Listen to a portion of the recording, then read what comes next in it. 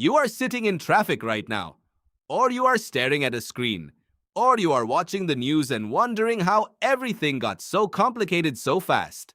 And somewhere in the back of your mind, there is a feeling you cannot quite name.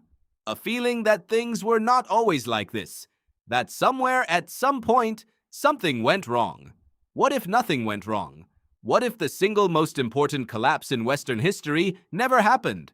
What if the Roman Empire, the civilization that built roads still buried under your city, that invented the concept of a legal system you still live inside today, that gave you the calendar you use to schedule your week, what if it simply never fell?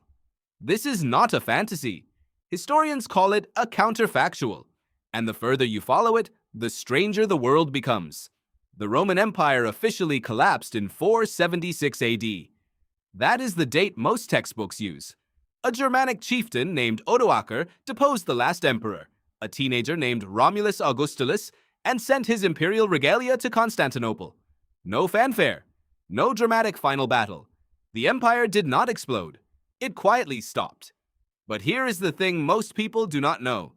The Eastern Roman Empire did not fall that day. It kept going, for another 1,000 years. The civilization historians now call the Byzantine Empire was, to its own citizens, simply Rome. They called themselves Romans. Their emperor was the Roman emperor. They spoke Greek, yes, but they thought of themselves as the unbroken continuation of Augustus, of Julius Caesar, of the republic that came before. So when you ask what would happen if Rome never fell, you have to ask a sharper question. Which Rome? And fell how? Let's say it differently. What if the Western Roman Empire, the half centered in Rome itself, never fractured? What if the political pressures, the military overextension, the economic strain, the waves of migration pressing against the borders? What if all of that had been managed differently? What if a stronger emperor had emerged in the late 4th century and held the seams together? The first thing you would notice, if you could step into that world, is the roads. Rome built roughly 400,000 kilometers of roads. Some were paved with volcanic stones so precisely fitted that they lasted 2,000 years without mortar. These roads were not just convenient. They were the nervous system of an empire. Goods moved, armies moved, information moved. Without the collapse of the Western Empire, those roads would not have fallen into disrepair. The knowledge of how to maintain them, the administrative infrastructure that kept them funded, would have survived. And roads are just the beginning. Historian Brian Ward Perkins, in his landmark 2005 work The Fall of Rome and the End of Civilization, documented something that almost no one talks about. After Rome fell, the material quality of life in Western Europe dropped catastrophically. Not gradually, not over centuries. Fast. Archaeological evidence shows that pottery quality, the size of animal bones indicating nutrition, the literacy rates, the complexity of trade networks, all of it collapsed within a generation or two of 476 AD. People got smaller. People got poorer. The ability to read and write became rare. Ward Perkins called it, bluntly, the end of civilization in the West. Not a transition, an ending. If Rome never fell, that ending never happens. The Dark Ages, as historians used to call the centuries between Rome's collapse and the Renaissance, might simply not exist. That label has fallen out of fashion among scholars because it implies a judgment. But the underlying reality it described was real. A period of reduced complexity, reduced literacy, reduced trade, reduced innovation. A world that forgot things it had once known. Without that forgetting, how far ahead might Europe be right now? This is where the question gets genuinely uncomfortable. Scholars like Neil deGrasse Tyson and science historian James Burke have both pointed to Rome's collapse as a pivotal break on scientific progress. The ancient world was not ignorant. Eratosthenes calculated the circumference of the Earth with remarkable accuracy around 240 BC. Hero of Alexandria built a working steam-powered device in the 1st century AD. It was not used to power anything, but the concept existed. Galen's medical texts, though flawed, represented the most sophisticated understanding of human anatomy the ancient world had produced.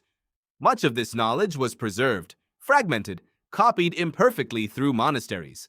But imagine it never needing to be rescued. Imagine it simply continuing, building, compounding. Some historians estimate the Industrial Revolution arrived roughly 1,000 years later than it might have, had Rome sustained its intellectual and engineering traditions. 1,000 years. That is not a rounding error. That is the entire span of time between the Norman conquest of England and right now. But let's be careful here, because a Rome that never fell would not be the Rome you picture. Empires that survive do not survive by staying the same. They survive by changing. The Rome of 200 AD was already radically different from the Rome of 50 BC, and a Rome still alive in 1000 AD, or 1500 AD, or today. That would be a civilization transformed almost beyond recognition. The language would have drifted.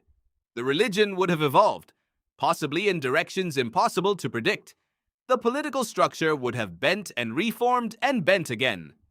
Historian Mary Beard, in her exhaustive study of Roman civilization, SPQR, makes the point that Rome's greatest innovation was not its armies or its roads.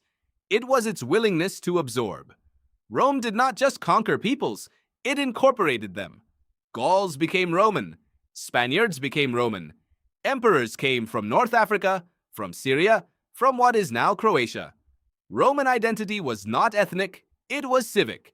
A Rome that never fell would have continued absorbing. The Germanic tribes pressing at the borders in the 4th and 5th centuries, the Visigoths, the Vandals, the Huns, they did not simply destroy Rome. Many of them wanted to be Rome. They wanted the prestige, the infrastructure, the idea of Rome. In a world where Rome held, many of them likely would have been integrated, the way so many others had been before. What does that world look like by 800 AD, the year Charlemagne was crowned Holy Roman Emperor, in a ceremony that was itself an attempt to revive Rome's ghost? In that alternate world, there is no ghost to revive. There is simply Rome. No fragmented feudal kingdoms. No patchwork of dueling monarchies. A single administrative tradition, however evolved, stretching from Britain to the borders of Persia. The question of European identity, which has driven centuries of war, might have had a different answer. Not a comfortable one, not a utopian one, but a different one, because here is the counterintuitive truth. A Rome that never fell might also be a Rome that never allowed certain freedoms to emerge. The collapse of Rome created a vacuum, and into that vacuum poured something unexpected. Diversity. Competing city-states in Italy, independent merchant republics, the fragmentation that produced the Renaissance. When there is no single empire telling everyone what to think and how to worship and who to obey, strange and beautiful things can grow in the cracks.